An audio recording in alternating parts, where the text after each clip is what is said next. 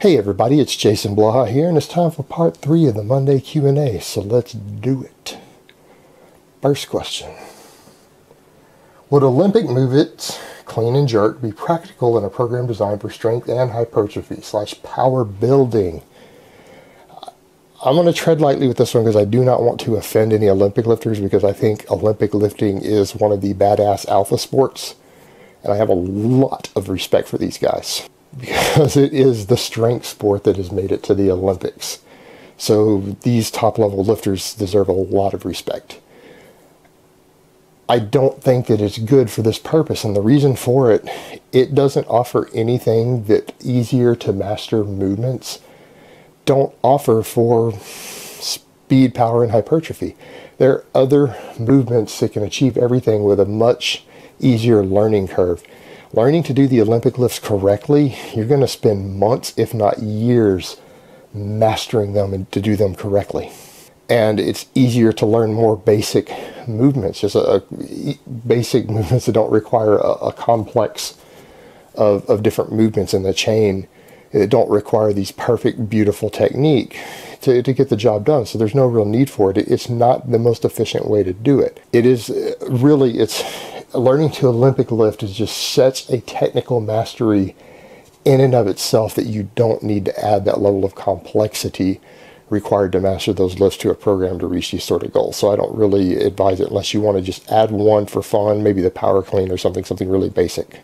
But overall, no, I don't recommend this. All right, next question. Hey Jason, I was wondering what your thoughts are on the Bulgarian training method for powerlifting as a natural. If you're unfamiliar with it, I'm going to burn you on this one because I am a lot more familiar with it than you are.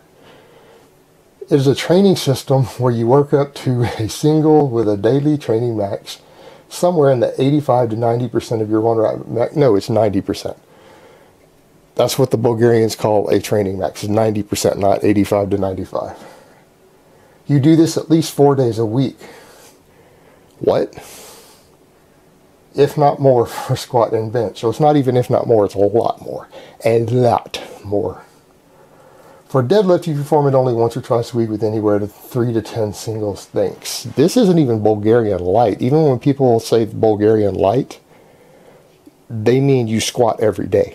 One time. You only have one squat session a day. That's Bulgarian light, and it's kind of the slang term. Bulgarian, you squat 18 times per week. You have 3 separate sessions, and they have to be separated by at least an hour to where you build up to a training max on the back squat. In addition to all your other exercises you do in the same thing. So you have 18 squat sessions per week, not 4 or possibly more. In fact, if you're not training 6 days a week, you don't even need to discuss Bulgarian methods. I think the Bulgarian system works fine for the Bulgarians. I have no problem with people experimenting with ultra high frequency training as long as you approach it carefully and you've at least read some guides on it by some strength coaches. Don't just jump into it randomly. But I think applied correctly, the ultra high frequency training can be awesome.